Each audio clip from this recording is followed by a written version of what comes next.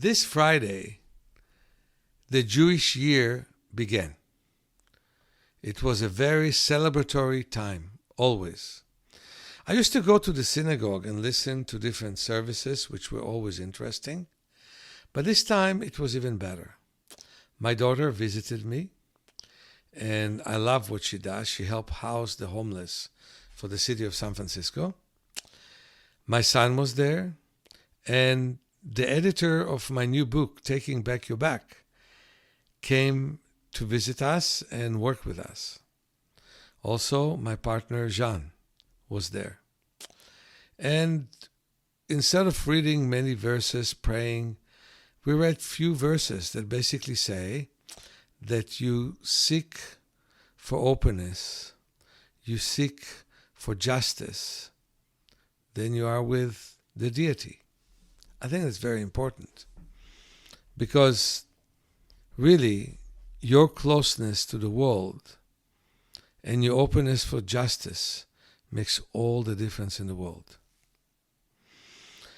I'm also celebrating the fact that we have, in a small way, moved forwards with the look of our place. We always had a very nice place. We have doors painted in one color, which was the green color for the administration. We had doors painted in salmon color, which we change to a pinkish, yellowish color, basically.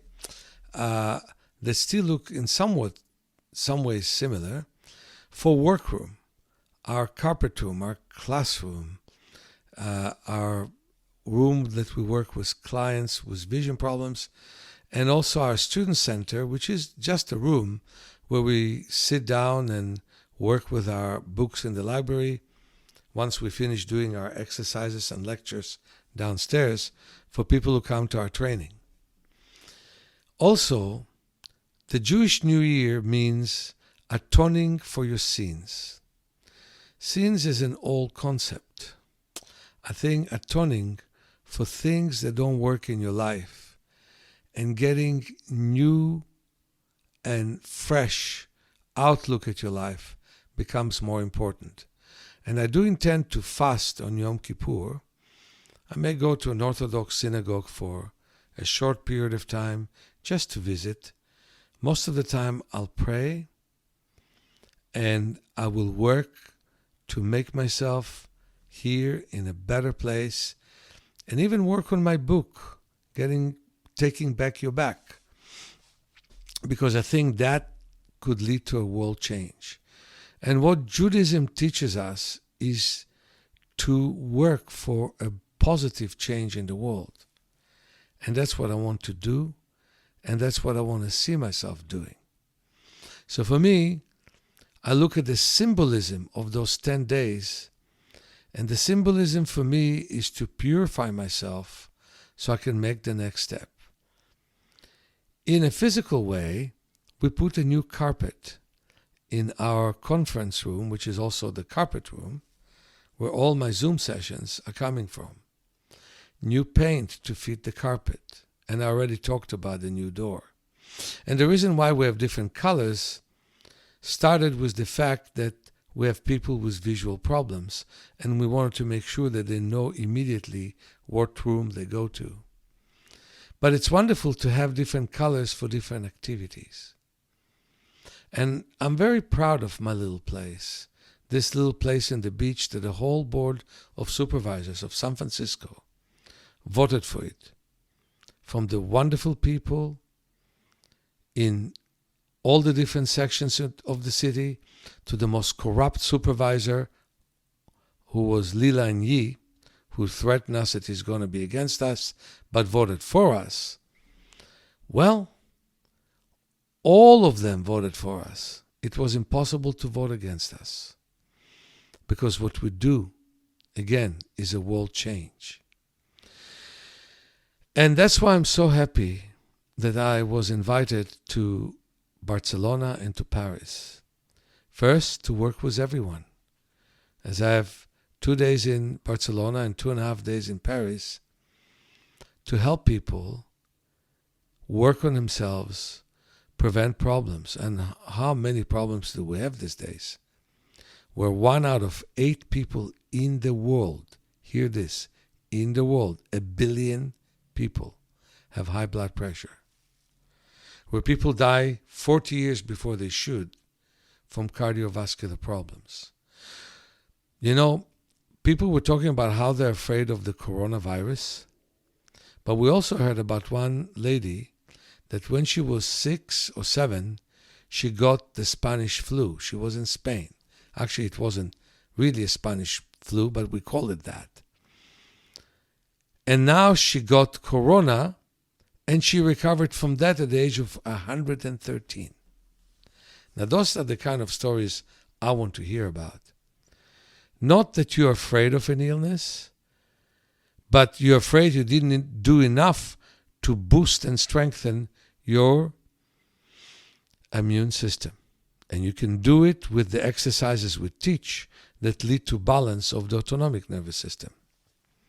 We need a new day where instead of going with a big line to the hip replacement specialist, what we'll do is loosen up our body enough that we don't need that specialist. Of course, there are moments when you do. One of my good friends, unfortunately, fell down and broke her hip joint, and the best thing she could get is a good hip replacement specialist that may allow her to be back on her feet. And it's not an easy perspective. So, of course, some procedures are necessary. You wouldn't believe how many people I sent for cataract surgery, which I think we could prevent with our exercises. And we can prevent it from growing and mushrooming in an early stage. So understand me right. I'm not against the medical profession. I just want them to starve to death. And that is, I want them to have less work. And the only way to have less work is for us to take care of ourselves. And that's what the School for Self-Healing stands for. Starving the doctors from excess work. Not waiting months to see them, but be able to see them next day because many people don't need to see them. Because what happens today, it becomes almost a modern phenomena, victimology. I'm a victim, you're a victim, we're all victims, and now we're victims of our body. And I think it's very, very important for us to work on a sense of inner strength. Not to feel victims, not to believe we're victims, but to build the strength we have in our body and to regenerate our brain. The brain can regenerate. You just have to give it the chance to do so. Your muscles can build up. Just give them a chance to do that. So, and you can purify your heart.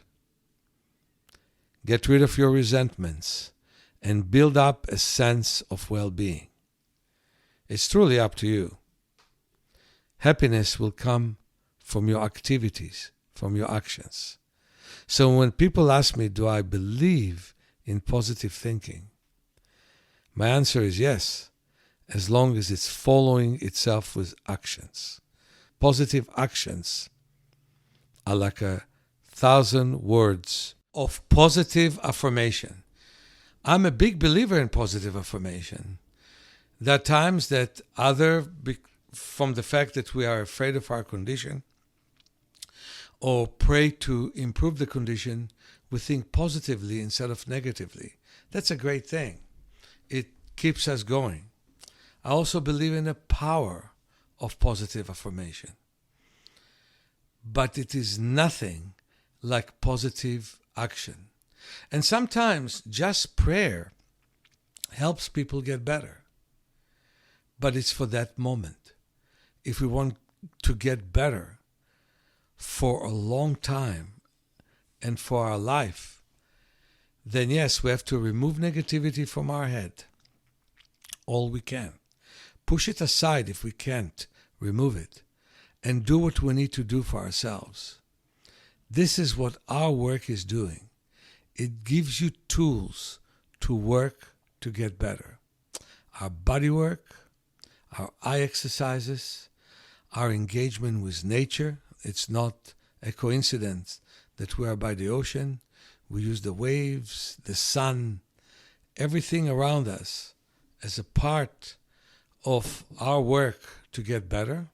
And at the same time, we do think that thinking positively is good, but acting positively is more important, maybe 1,000 times more important, and active daily positively for our embetterment and for our health. And in the actions themselves of stretching, of moving, of rebuilding our brain, of seeing better, feeling better, there is already prayer and meditation.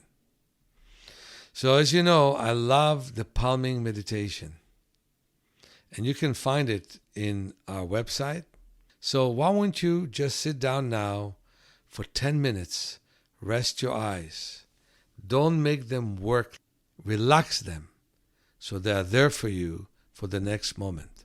Much love to all of you and a Happy New Year to all of you, every one of you, from your friend Meir.